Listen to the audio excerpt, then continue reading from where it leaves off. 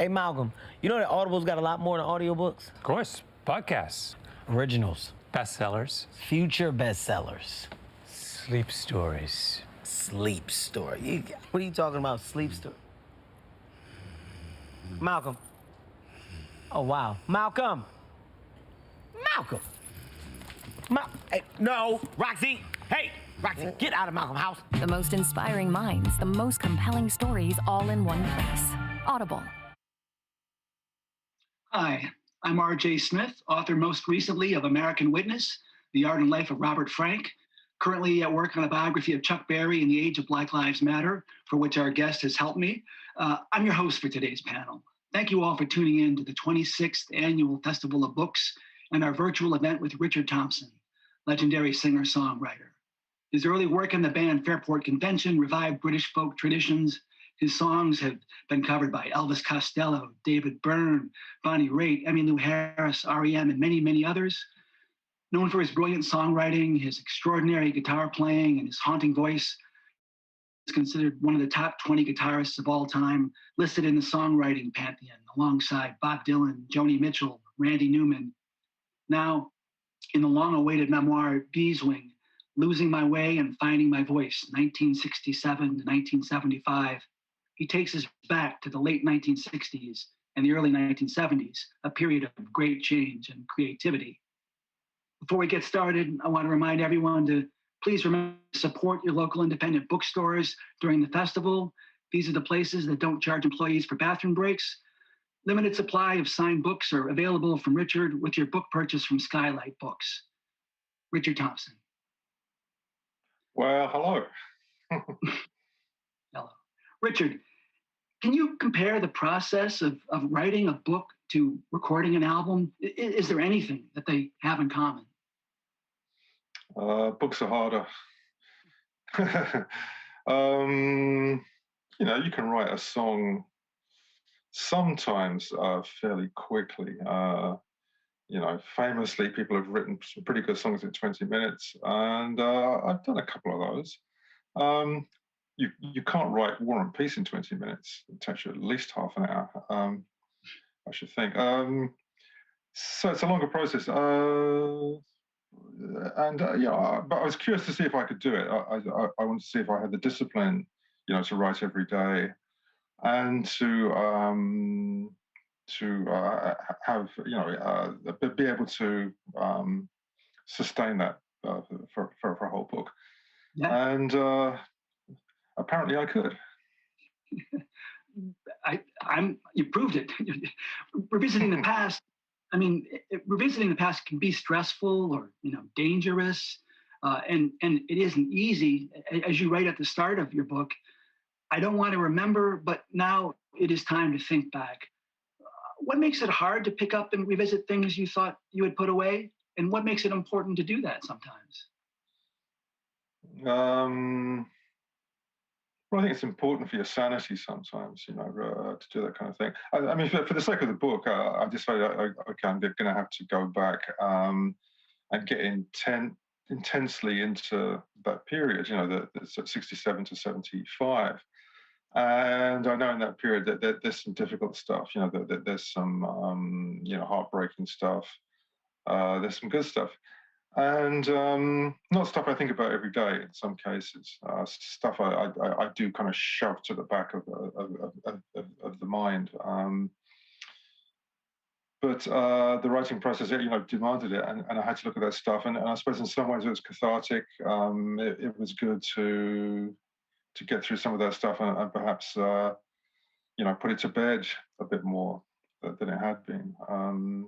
So it was. Interesting process. And the more you write, the more you remember, which is also true. Although I realised that my memory is incredibly selective. I don't remember everything. I compared notes occasionally with other band members, and I said, "Do you remember that night?" And they say, "No."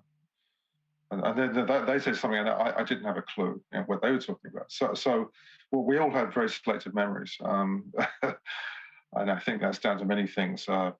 Drink, drugs, etc. And somewhere in this process, maybe you can explain where a fan and a friend of yours, a former, since this is the Los Angeles Times Festival of Books, a former Los Angeles Times arts journalist, Scott Timber, was encouraging you to revisit aspects of this story. Uh, what was, tell us about that, working with Scott at the early stage of the book. Yeah. Well, the book was Scott's idea. He was pushing me to write something about that time period, probably for a couple of years. And finally, I succumbed. And the way we started was actually with Scott interviewing me and then writing it up afterwards. But I thought the results were not that good, really. I thought whatever voice I have was getting lost. And so I said, well, look, I'll write it. I'll lay it down. You can help me edit it. You can come in at the end and shape the thing. But sadly, Scott passed away before that could happen. So we lost, a good man, fine journalist, and a good friend. Yeah. So Beeswing covers 1967 to 1975. From when you were 17 years old and becoming a professional musician, then helping form one of the great bands of any era, Fairport Convention, and then leaving the band. From this end of the telescope, Fairport Convention can look like a band that was born with a sense of mission to explore traditional music of Great Britain the way that, folk rockers here were exploring the blues or country music. But I wonder, was it clear to you at the time that you were forming the band and the sound, what the mission was? I think the mission was to be different than anybody else. In our arrogance, in our youthful idealism, I think that we thought we were something special, and that we wouldn't do what the other bands around London were doing, which was basically playing blues or R&B, in some cases soul music, in a kind of derivative way from the United States. So we just tried to have more obscure influences. So we'd find stuff that no one else had really dug out. But we were the first people to get the basement tapes, Dylan's basement tapes. But just starting out, we were playing folk rock covers. We're always interested in lyrics. We love lyrics, so we love Phil Oakes, we loved Leonard Cohen, we love Bob Dylan, we love Joni Mitchell, Richard Farina, and we also like to stretch out instrumentally, as was you could almost say de rigueur, in 1967. So not unlike other bands around London like Pink Floyd or Soft Machine, alongside the song structure and the lyrical quality. What we'd also have guitar excursions, and that was kind of our style really, until we got more intensely into our own tradition, into British traditional music. There's a story you tell in the book about an encounter with an Irish singer named Joseph Locke. And I have a question, but I wonder maybe first if you could tell the story about Joseph Locke and how the band met him one night. I don't know if the band was there. I was in the pub. We used to play in this place called Middle Earth, very Tolkien, but it was a very Tolkien time. And it was right in the middle of London's fruit and vegetable market. And usually in London, if you've been to London in the 60s, you know that the pubs shut at 10:30 or 11 p.m., except for the pubs around Covent Garden, which would stay open all night for the market workers, so that they had special licenses. So we'd be playing at this club called Middle Earth, which also went all night. So we have a set at 10 p.m. and we might not be on again until 2 a.m. So I went to the pub, and I'm having a quiet pint, and this guy, starts arguing with somebody. There's a remonstration in the pub, and people are kind of pushing and shoving and stuff. And he says, "Don't you know who I am? I'm Joseph Locke." And I wasn't sure who that was at the time.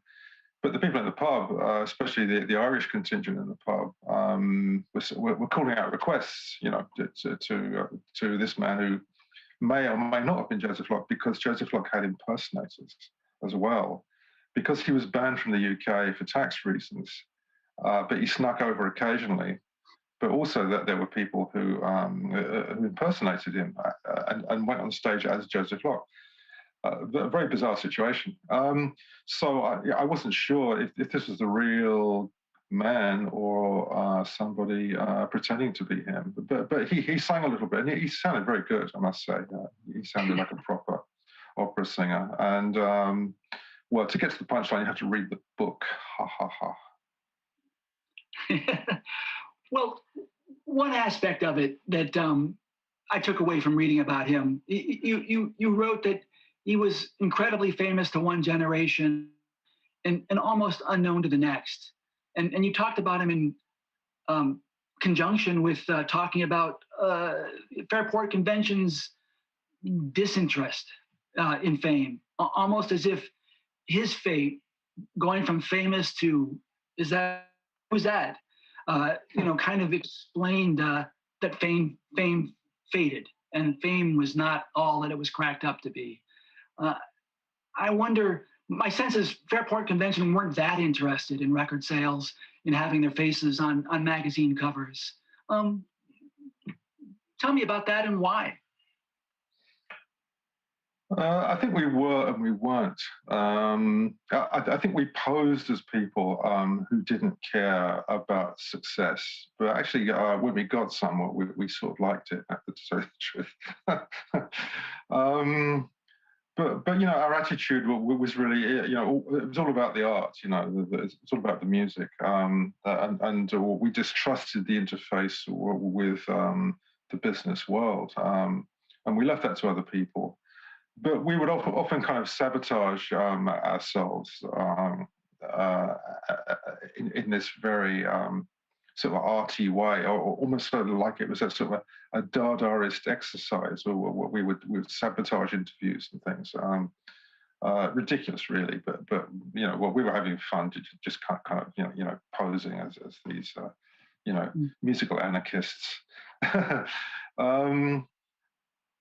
I mean, for sure, we were quite happy to see our fee go up, and us not having to live quite so hand to mouth. That was a good thing, and probably realistically, we were happy to be, topping the bill eventually over other bands. So I think it was a bit, it's a bit of a pose, to tell you the truth. But it was a pose to not assume other poses almost. You talk about playing a show with Mott the Hoople, and how they opened, and they were doing, they were in their heyday or about to reach their heyday perhaps, and they were doing the hair twirls and the dual guitar attacks and a lot of theater, and the audience ate it up, and it made you think for a moment about pursuing that or trying it out one time and deciding not to go that route.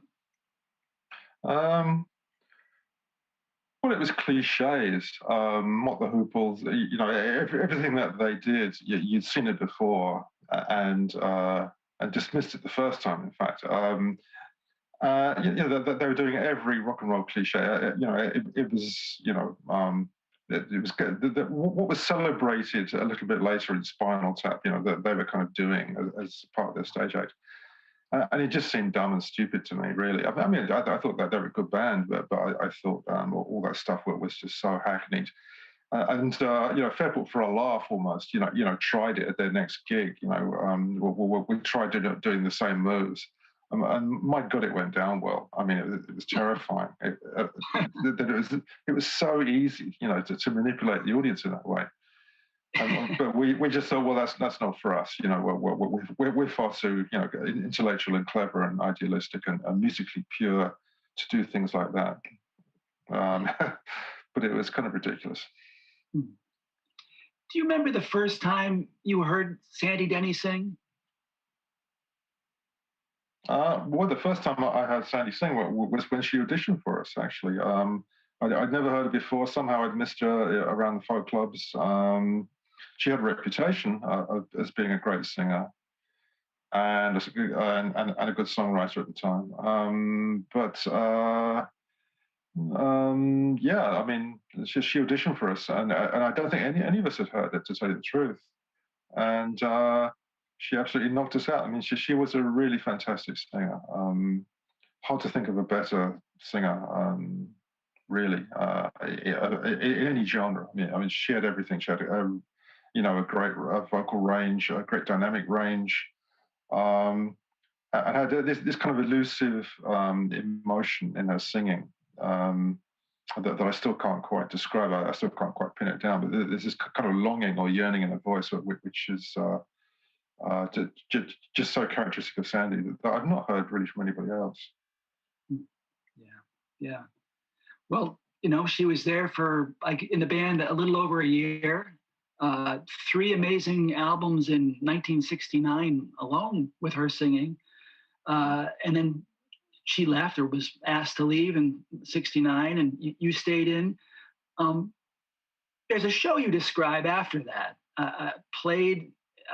you played at and recorded live here in Los Angeles at the Troubadour in 1970, which was released ultimately as a record called Full House, I believe, in 1986.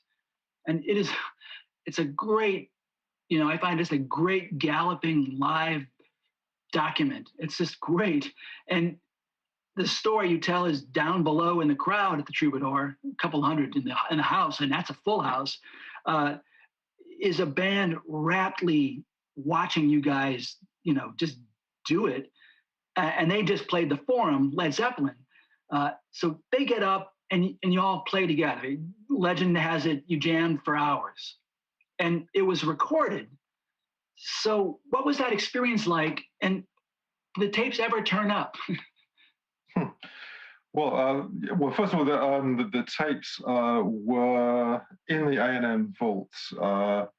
We know they were there, certainly for the first few years after it was recorded. It was recorded by Wally Hyder's mobile truck, and at some point, suddenly the tapes weren't there anymore. Somebody walked off with them, and I don't know who it was. It could have been Zeppelin's manager or something. It could have been someone working at A&M. I had my suspicions that it was someone who worked for A&M, slipped the tapes into their bag and disappeared with them. But I'm surprised they never reappeared. It would be nice to hear them. Basically, we had a connection to Zeppelin through our bass player Dave Pegg, who'd been in bands in Birmingham, England, with John Bonham and with Robert Plant. So we had this sort of friendly thing going on, and we had a sort of a mighty jam session. I can't remember how long it lasted. I haven't got a clue. But it was an interesting evening. The Troubadour's still there, of course. And Doug Weston was a character, of course. I think at some point during one of our shows that week, I think he streaked across the stage naked. He was an interesting man, interesting, eccentric character. But the Troubadour was the place to hang out. A lot of the folk community, the kind of LA folk community, folk rock community, could be found there on any night of the week, or propping up the bar. It was a sort of a hangout, really. And if you weren't hanging out there, you're hanging out at Barney's Beanery down the road, or Duke's Coffee Shop, which was the Tropicana coffee shop. It was an interesting, lively scene in those days on that end of Santa Monica Boulevard. Yeah. Richard, while I've got you here, you can address another legend, which is perhaps it's probably in this time frame or thereabouts, that the invitation was extended after, I guess, maybe around 70 or so. for you to consider joining the Eagles. Is that true? Did somebody ask you that? It's a fascinating idea. Well, no one asked me. They might have asked like management or a record company or something. I don't know. I mean, I was asked to join Linda Ronstadt's band. As the Eagles were leaving Linda to become the Eagles. She's putting a new band together, and I did get asked to join that. But I couldn't really do it. I had too much work that I couldn't get out of. So is the story true? I really don't know, to tell you the truth. I have no idea. But regrets? But no, not joining Eagles. I was really on a mission. I really wanted to develop this kind of style of British traditional-based music, rock music. So I wanted to keep writing songs in that style. And being in a band playing country rock would have not given me the time to develop, my ideas in that way. So I think I wouldn't have done it anyway. I was too wrapped up in trying to develop my own thing. Yeah. So 2 years after Sandy Denny left the Fairport Convention, you left, and when you went your own way, did you feel like a need to reinvent yourself, or what was the motivation for leaving the band and starting a solo career? Well, I've been in bands since I was like 12, and I think I just wanted some space. Actually, I just cracked. I think basically, I just cracked and said, I can't do this anymore. And these are my best friends. I mean, as a band, we were very, very close. But I just hit the wall, really, and I wanted to spend some time on my own. I mean, as it turned out, I just did a lot of recording sessions for the next year or two. But that did give me enough time to keep writing songs and keep developing, what became my first solo album, and then the album I did with Linda. Yeah. About that first solo album, 1972, Henry the Human Fly, which is, beloved and legendary today, has a huge cult following, larger than a cult following. Who was Henry? Well, Henry was me. Apparently one night, I swung in on stage. I don't remember this at all. I must have been absolutely blotto. I swung in on a rope and onto stage, dressed in a sort of superhero costume, which everyone was very impressed with. I have no synapses left recalling that particular incident. So the band from that era call me Henry. They don't call me Richard. They call me Henry to this day for some reason. Yeah. Were you interested in taking the music a different direction, or did you, on that record or subsequent music,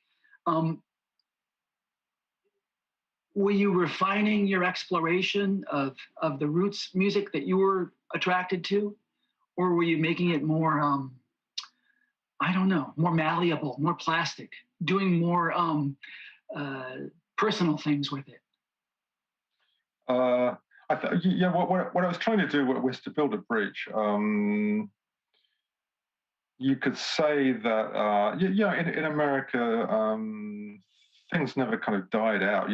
There was always some continuity to the blues or to Cajun music or to, to rock and roll. I mean, there was never this kind of gap where a generation died off and you had to reinvent it. But what happened in Britain was that the traditional music of England, Ireland, and Scotland was endangered and needed reviving. So in the 1950s, you had people like Ewan MacColl, A.L. Lloyd, then people like Martin Carthy, Shirley Collins, becoming revivalists.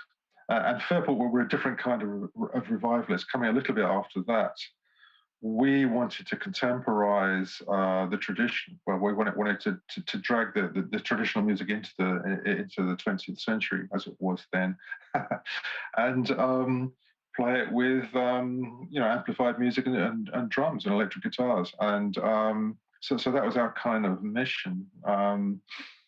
And I suppose, yeah. Sorry, let me. I have a brilliant thought, and I've just lost it, as one does. Well, I suppose I'm still doing that. You know, I'm still working in that area between, rock music, which is like the lingua franca of the world, if you like, and the British tradition. So with Henry, you know, I was trying to write songs that reflected the tradition, but that were contemporary. And you know, I wasn't even thinking about a whole album. I was just writing songs, and I thought, well, I'll take these 12 songs and I'll put these together, and I'll see what kind of record that makes. And it made for a fairly quirky record, a fairly eccentric record. And there were things that I didn't like about it at the time, but you know, I had no budget to go back and do it again or anything. So it was what it was. And then I think on the next record with Linda, the balance was better. But we achieved a better balance, and it was a much stronger record, and I think a much more representative record of what I was trying to do.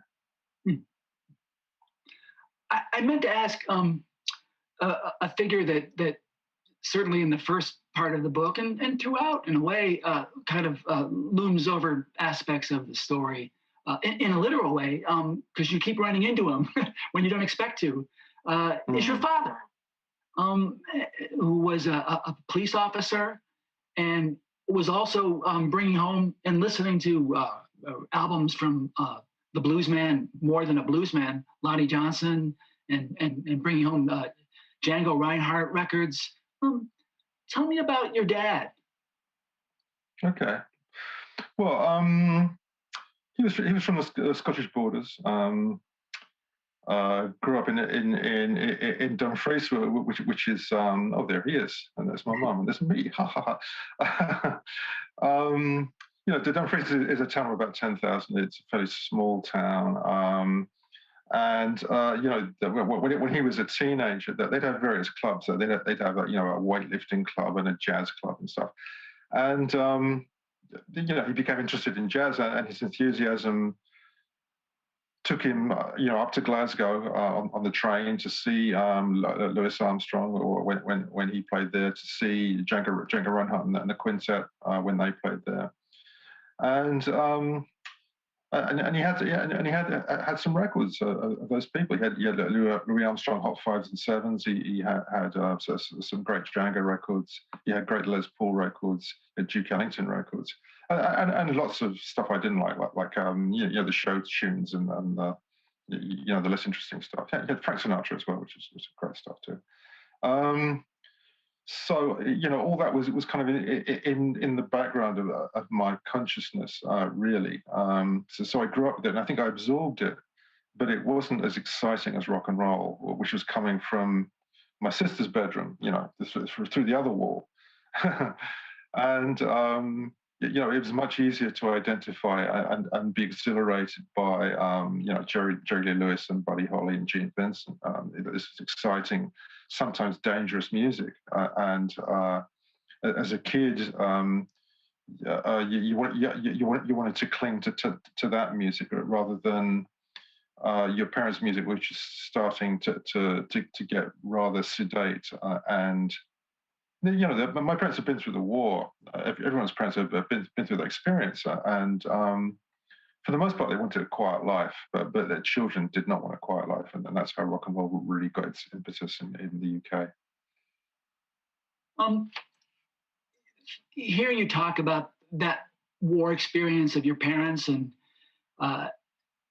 your generation that comes after, the way the story is told often, and I'm sure there's a huge amount of truth to it, is the hardship, the shattered buildings, the shattered economy, the potato sandwiches. I've always read about potato sandwiches as being a staple.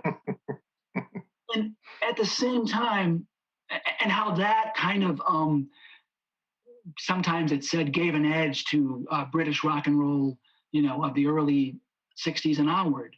But when I read your book, and yeah, in your book, it seems like you have a slightly counter narrative, perhaps, of it was all you knew, and you were just growing up through that experience, and it almost has a you tell me, but I feel like you talk about it in a Wonderland sense of way of what you remember is the play and not the hardship somehow of your childhood.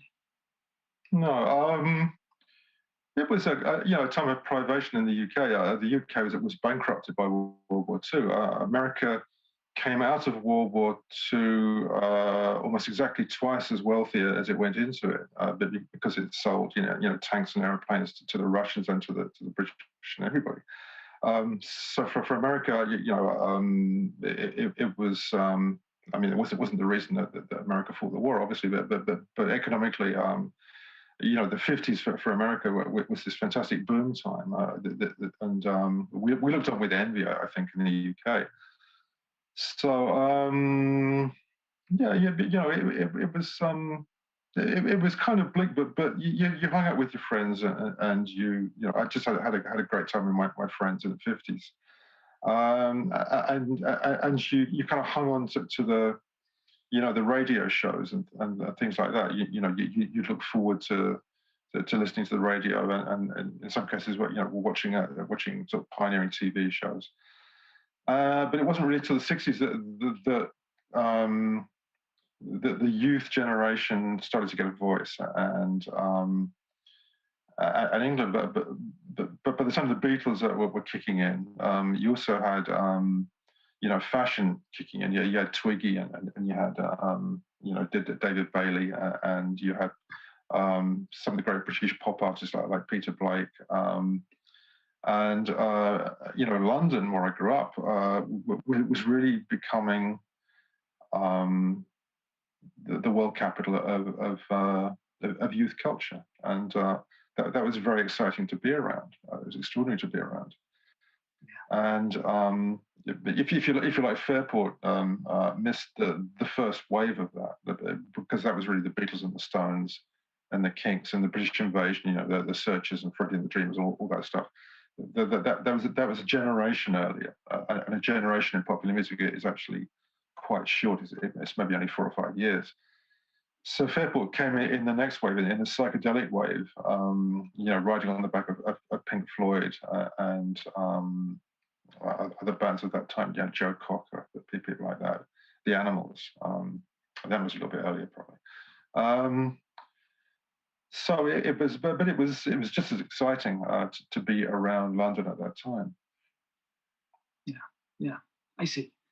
We were talking about Henry in the early '70s a moment ago, and it's around that time that, maybe even earlier, but in that period of time, you met Linda Peters, who became your wife, and you talk in Beeswing about how you both soon discovered Sufism and then converted. And I wondered if you could talk about the role that faith has played in the making of your music. It's hard to say. Hard to have an overview of that. I mean, I can make a broad statement like whatever you believe, and whatever your morality is, even if it's immorality, whatever that is, has to filter down into whatever you create. Has to be there. It can't not be there. Now, it can be kind of veiled. It can be not shoved in your face, which is what I would prefer, because I don't like being preached at myself.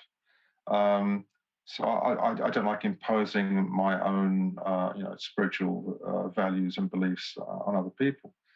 So it is in the music for sure, but I think sometimes it's in metaphors, and it's in layers, and it's veiled. as far as I can see. Uh, a question about guitar playing. The drone in your sound. I I know you've said it had as a foot or a source in Scottish traditional music, and I wonder if you could talk about that drone and as a sound, what attracts you to it, and what you use it to say, perhaps. Yeah. Probably my earliest musical memories are really of Scottish pipes, but bagpipes, marching bands, or just what one piper, standing, at the end of a loch or up on a hill playing, just the outdoor sound of the pipes, and the wind moves the sound around a little bit. Sometimes you hear it a little louder and a little softer. So, and I always found that sound thrilling when I was a kid, absolutely thrilling, and extraordinary. And the kind of subtleties of the tuning of the Scottish pipe, where, the octave is never pure. The octave is always a little flat, actually, so you can hear the note over the drone. If it wasn't slightly out of tune, you'd never hear it. And the third is a very pure third. It's not like a third on a piano. And also early memories of Scottish dance bands, accordion and drums and piano or something. My great grandparents, my great grandparents. No, my grandparents had a dance band, which was like piano, drums, fiddle, and accordion, or piano, drums, fiddle, and accordion. The doubling on saxophone, I think, something like that. So that music's kind of precious to me, really, and.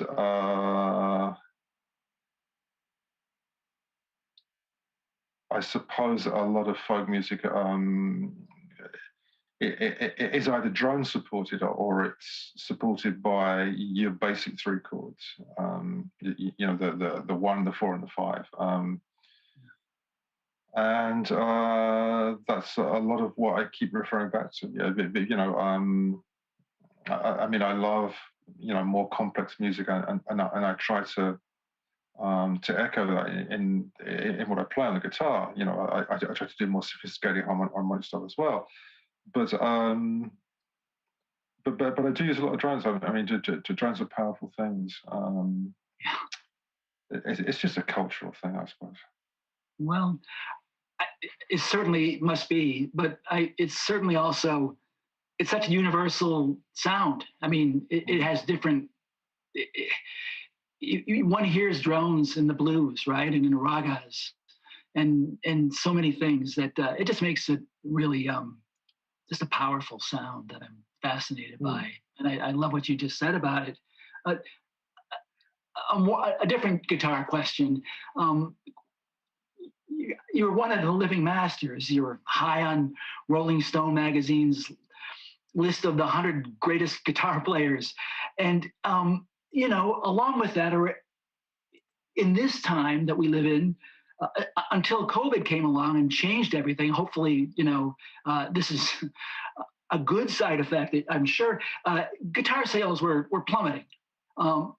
Guitar sales in recent years, in the last decade, I read that they'd fallen by a third or more until I think everybody was staying at home and decided that if they couldn't see Richard Thompson, they would try to play like Richard Thompson and started buying a lot of guitars. But guitars, there's been a legion of stories by journalists in recent years of guitar companies going bankrupt and sales plummeting. I wonder if you are concerned about the fate of the instrument, the tool that you have spent your life working with.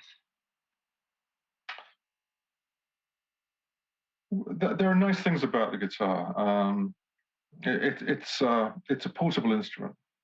In essence, it's very handy.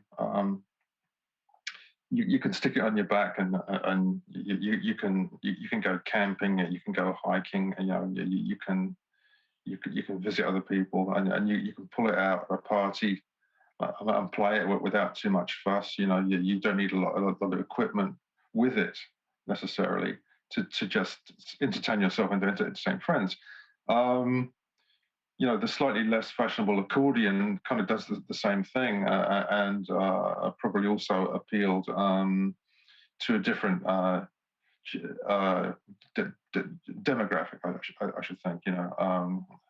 Culturally, perhaps in Eastern Europe or Russia, the accordion had a similar role. In Argentina, the bandoneon, related instrument of that family, is extremely popular. So portable instruments, I think, are always a good idea. I think there was a time in the, particularly in the 80s, 70s into the 80s, when, progressive rock, glam rock, the guitar was kind of receding, and I was thinking, it's going to go out of fashion. So in the 80s and into the 90s, you had all these kind of synth pop bands. And it was all keyboards. Some bands had 2 or like 3 keyboard players, and no guitars. So I mean, in one sense, I thought, well, that's a refreshing change, and it doesn't really affect me anyway, because I'm not really in the world of pop music. But I thought the guitar kind of came back, in the 90s, as people really recognized, that it was still fun to sing a song accompanied by an instrument like the guitar. And the guitar's kind of rowdy as well. You can turn it up a bit and make it a bit more jagged and a bit more distorted. So you can do that kind of thing with it. And if you plug it in, it does become a much more versatile instrument, and you can play it, as a single stringed instrument. More like a saxophone or a trumpet, but it's still a great chordal accompaniment instrument. And you can play the guitar with attitude, that proper rock and roll attitude, which is great. Even if you're playing acoustic guitar, you can play it with attitude. And you can't necessarily do that with other instruments quite so easily. Yeah. So I can't see the guitar going out of fashion totally. I was told that they still sell something like 3 million acoustic guitars a year in America, and now that if that's plummeting sales, then it's still not too bad, is it? Yeah. Well, I've got some questions from readers or fans, questions that have been sent into Los Angeles Times, and they've sent them to me. Let's see. This is a question from Maggie, and her question is, what's the most challenging aspect of being a musical artist, and what is the biggest I'm missing a word here. I'm gonna guess, what is the biggest mistake maybe you have made? The biggest challenge to being a musical artist is, I think, perseverance. It's keeping at it. This is your job, really, and it's a wonderful job. And you should be thankful every day that you can do this, that you have the power to create music, and you can go and perform in front of other people, and that's a wonderful experience. So I think you have to treasure that and nurture that, and realize that you're on a long arc in terms of career, and be consistent and keep at it and keep writing. And the other part of the question, the biggest mistake. It's got too many bloody mistakes, honestly. Shocking numbers of mistakes. I probably regret, albums, recording decisions more than anything else. I mean, for a long time, and probably even now, I've never had the budgets to really spend time on records. Records have always been made quickly. And there's virtues to that, that there really are. But also, I've never had the chance to say, well, I've got to scrap this song, or that song, because it's almost too late. Because they've already booked the tour that the album goes with. You can't cancel the tour. The album's got to come out on time. You have to rush through to get the thing finished. So probably, album artwork, that kind of thing, which is always done at the last minute, and sometimes it's not what you want at all, but they stick it out anyway. Yeah, that kind of thing. I think albums are my biggest regret, and I'm not going to single out an album in case you actually like it. So I'll stop there. This is a question from Serena, and she wonders what was the inspiration for the song "Wall of Death." Okay, there is a fairground attraction. I wouldn't say it's a ride. It's a fairground attraction called the Wall of Death. You see them in America. You see them in Britain. You don't see them as much as you used to. It's basically it's a bowl-shaped thing, like a wooden bowl-shaped thing, and it's a motorcycle sort of daredevil thing where you start off vertical and you end up horizontal as you whiz around this thing. And there used to be a great one in the UK where it had a motorcycle with a sidecar, and in the sidecar there was a lion. An actual lion. So the guy would be driving around, and the lion had his ears sort of flapping back, as it went around this thing. The lion seemed to be enjoying itself as well. But it's just a strange, bizarre concept. But anyway, and the Wall of Death became a name for different kinds of fairground attractions. Things like what I call really like a cyclotron, where sometimes called the Wall of Death, like where the floor drops away, but you're spinning around fast enough that you sort of hang on to the sides. Anyway. So the song is really, it's a memo to me. When I sing that song, it's reminding myself to take risks. And someone said that in life, sometimes you can play it safe, but never in music. In music, you always have to take risks. You have to take chances. So it's to remind me to go to the edge, to go to that place where you kind of stare at death. Yeah, and you try not to fall in, but you're there on the rim where you can see. You get a clear picture of society on one side. Yeah. But you're right on the edge where you might fall over to oblivion. And that's where the artist should always be there. The artist should always be in that place. So the song is a reminder to me. This is a question from Webb. Webb asks, do you write your songs primarily on the acoustic guitar or the electric guitar? I very rarely write on the electric guitar. Can't think of a single instance in the last 40 years. So acoustic guitar, sometimes keyboard, sometimes like mandolin or something. Sometimes if you change instruments, then you get a whole different kind of melody or chord sequence under your fingers, because your fingers get into habits. So if you change instruments, then, the habits get to change. It's good to break habits, but never on electric, no. Fascinating. Another guitar question from David. He asks, who are your greatest influences as an acoustic guitar player? Well, we had some wonderful acoustic players that I used to see around the folk clubs when I was a young teenager. Probably, the great pioneer was David Graham,